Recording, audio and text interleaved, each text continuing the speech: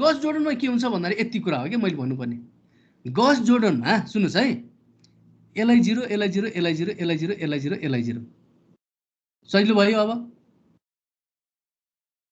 यो दुईटा 0 कसरी बनाउने भन्ने कुरा थाहा छ हो के न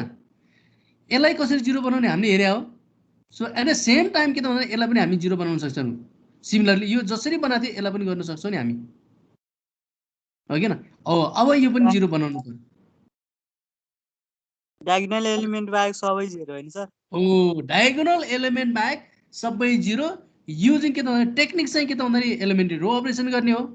यति हो यसको अब यसको इक्विभ्यालेन्ट इक्वेसन लेख्न सकिन्छ अब त सजिलो भयो नि यो भ्यालुले एलआई डिभाइड गर्नुस् यो भ्यालुले एलआई डिभाइड गर्नुस् यो भ्यालुले एलआई डिभाइड गर्नुस् हाम्रो आन्सर आयो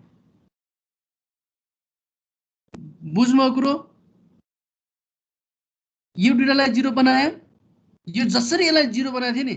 यही सेम टाइममा यो दुईटालाई 0 बनाउन सकिन्छ पाइभट एलिमेन्ट कुन हो त यो भयो त्यस्तै गरी यसलाई पनि हामी 0 बनाउन सक्छौं भनेको प्रिन्सिपल डायगोनल एलिमेन्ट बाहेक सबैलाई 0 बनाउनुस् दैट इज के त भने गस जोर्डन मेथड हो ल छैन कस्तो रे अघि नै दिनु भएको थियो नि 0 डेरिभेसन हैन त्यो r1 r2 r2 माइनस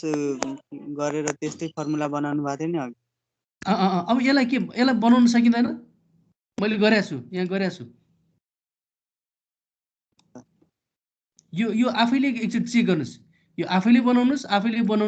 बनाएको कुरा कहिले पनि बिर्सिँदैन सो मैले यसको टेक्निक भइसकेको छ हो किन यसलाई 0 बनाउनु छ भने यो भनेको के त हाम्रो a11 म फेरि रिपिट गर्छु है यसलाई 0 बनाउनु छ भने a11 पहिला लेख्ने हो डिभाइडेड बाइ सरी यो भनेको a21 सरी 12 यो भनेको a12 हो नि तपाईलाई चाहिन्छ भने फर्मुला लेख्नु छ हेर्नुस् है a12 डिभाइडेड बाइ a22 हैन इन्टु r2 लेफ्ट साइडमा के हुन्छ त हाम्रो लेफ्ट साइडमा a1 tense to a1 minus अहिले भर्खर भनेको चाहिँ मैले यहाँ लेखेँ भने हेर्नुस् है हजुर यो प्रब्लम गर्दाखेरि चाहिँ न्युमेरिक भ्यालु मात्र लेखे हुँदैन फर्मुलामा हुन्छ मैले त्यो जुन लेखेको कुरा छ नि यो मैले किन लेखे भन्दा भोलि पर्सि तपाईले बिर्सेला भनेर लेख्दिया हो के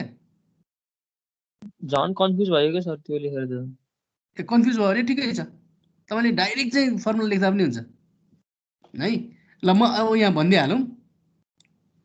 जस्तै के भन्दा नि यसलाई 0 बनाउनु छ भने यसलाई कसरी 0 बनाउनु भन्दाखेरि यो भनेको a12 हो के न यो भनेको a12 हो एकैछिन यसलाई ठुलो बनाऊ यसको पाइभट एलिमेन्ट भनेको के त भन्दाखेरि a22 with the help of a22 गर्ने हो सो a22 भयो अनि के त भन्दाखेरि इन्टु हेर्नु त यहाँ के छ 2 छ नि सो इन्टु यो भनेको r2 गर्ने भने हो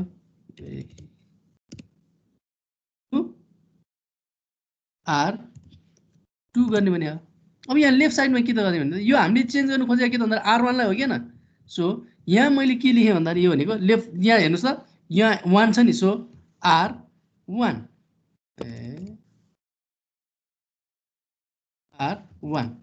माइनस भनेको यसलाई 0 बनाउनु छ भने विथ द हेल्प अफ के त भन्दा a22 सो यसको लागि फर्मुला यो भयो कसलाई 0 बनाउनु छ पहिला मैले यो लेखे हो के न त्यसपछि आएर डिभाइडेड बाइ a22 हो के न यहाँ 2 छ सो a22 इन्टु यो लेफ्ट राइट साइडमा r यो 2 छ भनेपछि r2 भयो हो यसरी गर्न सकिन्छ भन्नु खोज्या हो मैले यसलाई सेभ गरे ल यसलाई कसरी 0 बनाउने यसलाई फर्स्टबाट 0 बनाउँदै आउने हो हैन यसमा हेर्नुस् है यसले कसरी गर्छ भन्दाखेरि प्रोग्रामिङ पोइन्ट अफ भ्यू हेर्नुपर्छ के हामीले फर्स्टमा 0 भनेको यो दुईटालाई गर्छ हजुर है फर्स्ट कलम त्यसपछि यो दुईटालाई 0 गर्छ त्यसपछि यसलाई 0 गर्छ हामीले र्यान्डमली गर्न सकिदैन के यसलाई 0 गर्न सकिदैन त्यसको वे भनेको के त भन्दा यो भयो यसरी है